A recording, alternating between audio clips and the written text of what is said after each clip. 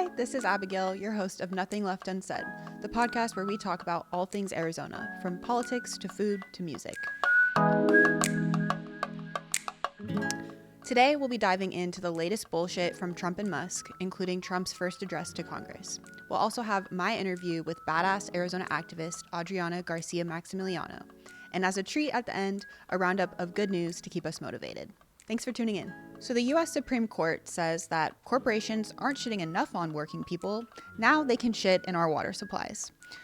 Just a couple of days ago, they announced a decision weakening the Clean Water Act's limitations on raw sewage in waterways that we rely on for our drinking water. Here's the latest on what Trump is doing to cut costs for working families.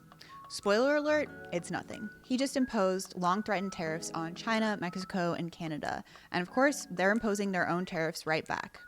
Now, shockingly, this is not going to reduce the cost of eggs. These tariffs are actually just a hidden tax that will make everything more expensive for American families, from clothing to cars to appliances to electronics. And what are conservatives doing?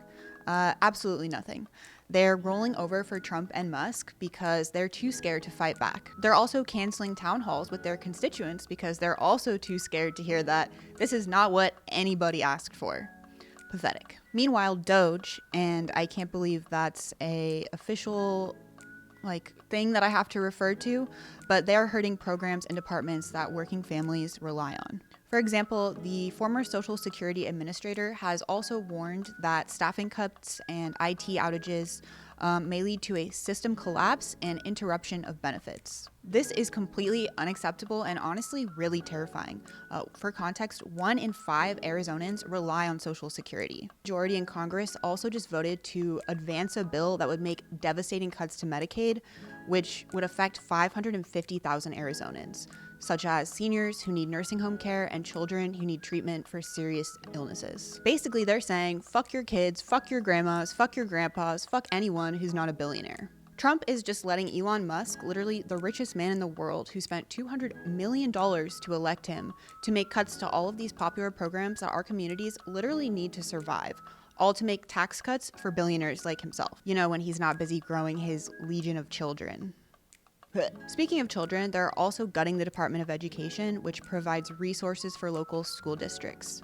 This is great news for Arizona, which is already one of the last states in the nation for education. We're here the day after Trump gave his first address to Congress, which was basically just a bunch of red meat propaganda and lies. He continued to push his racist mass incarceration, mass deportation agenda, which will tear apart families, all to enrich private prison companies.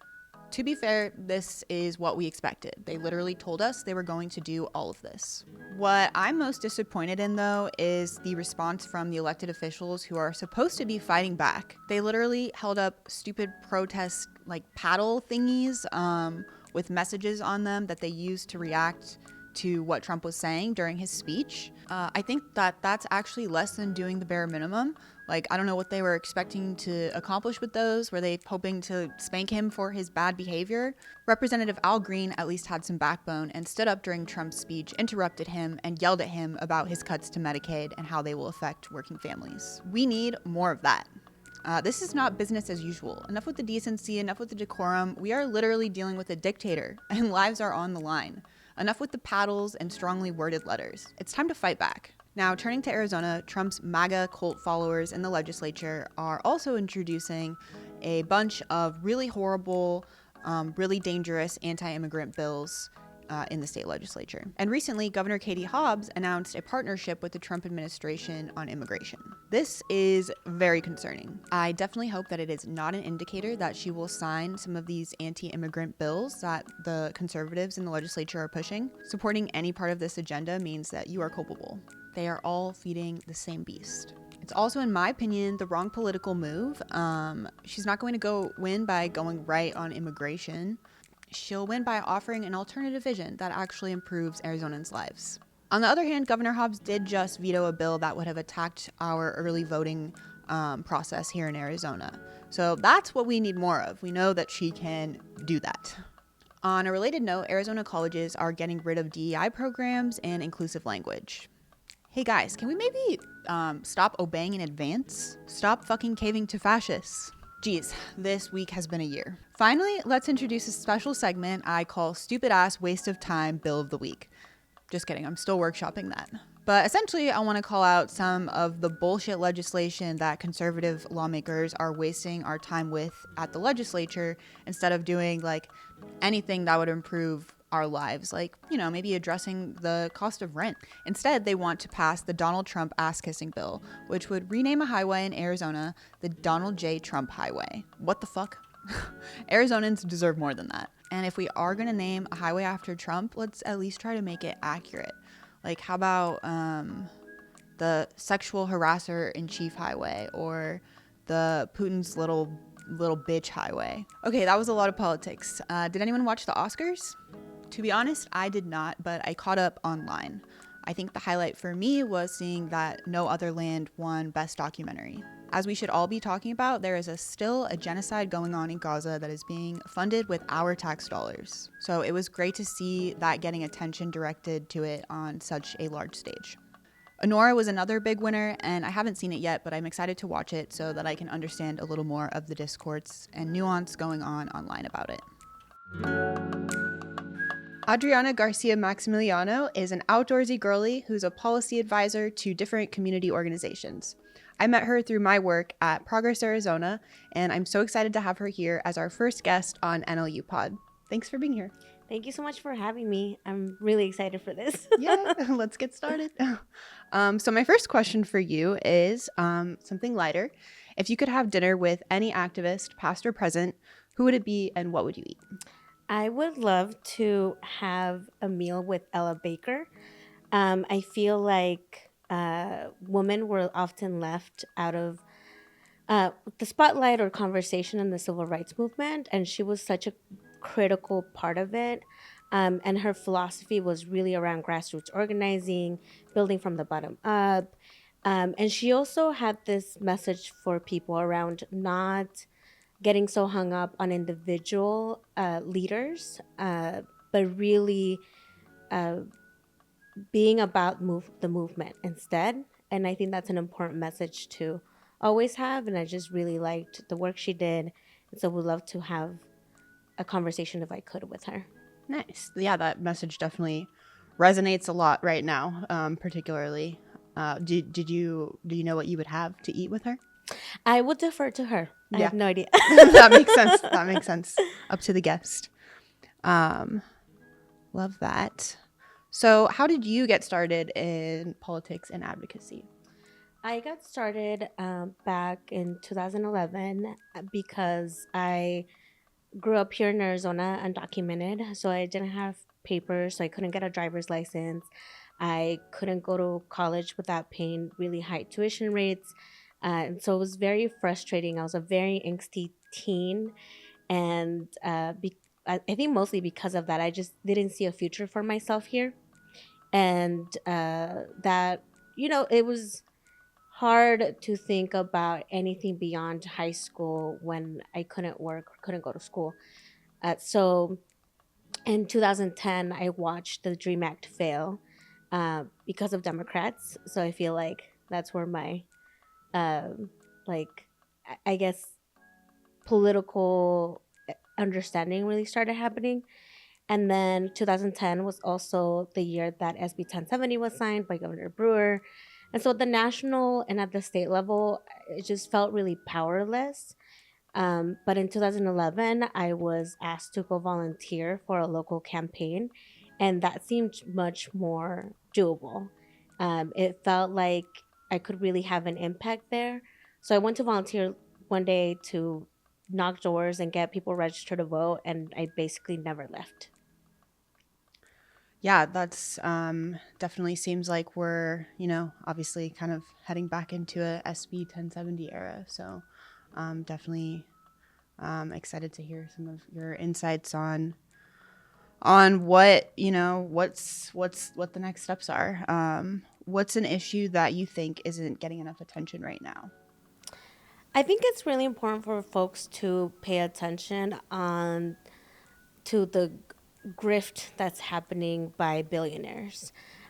From the money that will be made out of building more detention centers for immigrants to the fact that I think the stocks for defense contractors went up, when Trump's talking about Ukraine or any of these other conflicts around the world. It's these billionaires who are benefiting from this chaos. And I think that's, an issue that's come up quite a bit in the news, but I think something that folks should really be paying attention to is who gets to financially benefit from the suffering of working class folks. Absolutely. That actually relates to something I was talking about yesterday with some friends. I was, looking into, who benefits from some of the like mass incarceration that Trump is pushing. And, I Googled the CEO of CoreCivic because I was thinking, we need to really put some names to these, billionaires that are profiting off of people's suffering and people's lives. So for reference, let me just find that because I think that the names of these people need to be forever associated with what's going on. And let's see, the CEO of CoreCivic, what was his name? Damon T. Heininger. I'm not sure if I'm saying that right, but remember that name. We're going to keep talking about him because I think just saying billionaires, like we need to put a face to them, just like we're putting a face to the people who are suffering under these policies. Yeah, I was watching AOC's response to Trump's address to Congress last night. And I think she made a good point about how we keep thinking about these tech bros as the billionaires who are benefiting, and they are. But they're also defense contractors. I mean, you see the work of Palantir, which is another tech company that has been surveilling on people for years now, who's built this massive tech to build a police state and a state of surveillance. And I mean, they're making bank.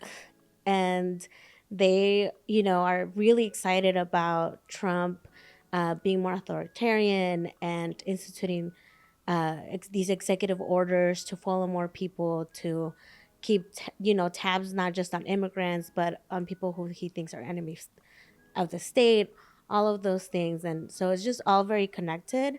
But at the end of the day, it really is the billionaires who are fucking over the working class. So I think keeping that issue at the forefront will be really important moving forward. Totally agree. Totally agree.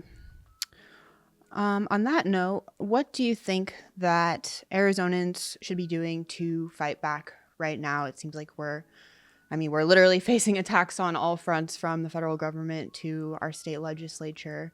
What would you suggest that people can do if they're feeling like they want to get involved? Yeah, my advice to people is always to find a political home, and whatever that means to them. It's from maybe joining a national organization working on reproductive rights, to finding your local mutual aid group. Whatever your flavor is, I think that there's space in this broad leftist movement for people who give a fuck about human rights. And I think all skills and talents are needed, and, ideas. I feel like it's better to bring more ideas and sharpen our thought together. Um, and so, whatever that looks like for folks, like that's what I encourage is like find the space where you feel like you'll make an impact, find your people. It took me a little while. I feel like I tried different things, from volunteering with the Democratic Party to then be like, nah, fuck this, can't I can't be doing this, to now sitting in this moment of having done all this immigrant rights work for the last decade and seeing where we're at. And I think doubling down on the relationships that I've built on with the organizations that I feel values aligned with, and putting my energy and efforts towards that. And I think that's how people can fight back. Totally. That makes a lot of sense. And people really need community right now. We need to build that up and be able to rely on each other, because that's clearly like all we can count on at this moment. So definitely agree with that. And yeah, On that note, so obviously last night was Trump's first address to Congress. Close enough. Yeah, whatever emphasis you want to put on it. I'm ESL, so forgiven for everything. Any reactions from that? It was definitely, he was on one as usual. No, totally. But I don't think he said anything that we haven't heard from him. He repeated a lot of the talking points from the campaign trail, and it's very. We didn't really expect anything else. I don't think. I hate watched it for the first 10 minutes or so. Maybe, yeah. And it made me more pissed at the Democrats than anything else, except for Al Green, um, who Shout out to him. heckled him around Medicaid and told him he doesn't have this mandate. I mean, Trump really believes that he's been saved by a higher power. He says, God saved me to make America great again, or whatever it is. And um, I think standing up to that type of thought, because he is expanding his powers, because he's doing really atrocious things, and dismantling our, not just government, but people's ways of their lives. And I think he's coming for more. The little paddles that they were putting up, I was like, you gotta be kidding me. Yeah. Like, this is. Are we here to play ping pong? Like, Yeah, what is that? It was just such a weird way to express, I think, the rage that folks are feeling. Um, Republicans have stopped holding town halls because people keep coming and yelling at them. And I'm like, that's the energy we need. The fact that constituents are doing this work of standing up for all these horrible things that they're doing, that the Republicans are doing, that Trump is doing. I think that's the energy I was looking for. And, there were some members of Congress who just decided to not go at all, which I think was a much better option than the little paddles or the coordinated outfits or whatever it was. I think Democrats have been saying over years now that Trump is this great threat to democracy. And now we're really seeing that unfold. He hasn't even been there for that long. And I feel like that warrants a much bigger response than what we saw last night. And it's just been really disappointing to watch that the folks who are supposed to be in opposition seemingly don't have strategy, and don't have the guts to really do what needs to be done in this moment. At least most of them don't. And so I'm very much at this point on this, like, we need to build a third party. We need to build other options for people to put their energy into, because these folks are just not it. Yeah, definitely not meeting the moment by any standard. This is not the time for decorum when people's lives are on the line, and Trump is just threatening to get worse and worse as the days go by. So totally agree with you there. So what do you think that Arizonans who are looking to get involved, looking to fight back right now, what direction would you point them in? I encourage people to find a political home. And that could look a lot of different ways. You could find a national organization working on reproductive rights or working on environmental issues, or you could find your local mutual aid group. Whatever that looks like for you, I think it's important for people to find that, to find community, find your people. And I'm a firm believer that we need people in all types of roles and all different type of organization. And I don't say organizations because, again, it's like building up with your neighbors or building up with your friends, I think is also important. And so whatever that looks like for people, bringing their skills, their talents, their opinions, I think is super important in this movement. And so finding that is a way to fight back. Putting your energy towards the things you care about in this moment is really important. That makes total sense to me.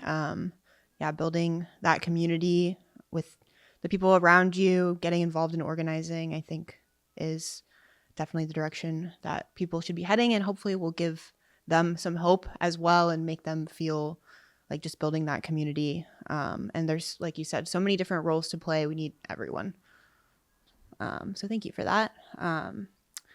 What's, on that note, slightly, what's been giving you joy and hope these days? Nothing. No, I'm just kidding. My friends are giving me a lot of joy. We are, we just get to hang out and talk shit about Democrats and everything that's happening in Trump and all the things, which gives some relief to the moment. But we also like do really fun things together. We just took a trip down to Mexico. We go to the movies. We go to art shows, concerts together. We go out dancing, and I just have a lot of fun with my friends. I'm at the age now where some of them are having babies, and that's bringing me a lot of joy watching my best friends, build their families and just thinking about the type of village that we want to build for their kids.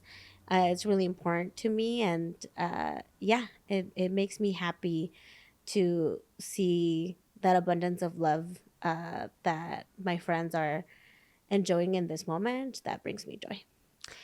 I definitely relate to that. One of my best friends is getting ready to have a baby in a couple months, and I'm very excited to be part of her little village and be hopefully impactful on her baby's life.